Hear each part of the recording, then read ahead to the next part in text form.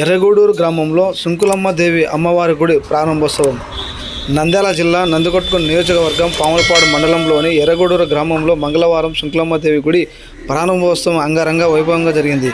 వేలాదిగా భక్తులు గ్రామ ప్రజలు పూజా కార్యక్రమంలో పాల్గొని ప్రతి ఇంటిలో పంబరాలు నిర్వహించి యాటను కోయడం జరిగింది.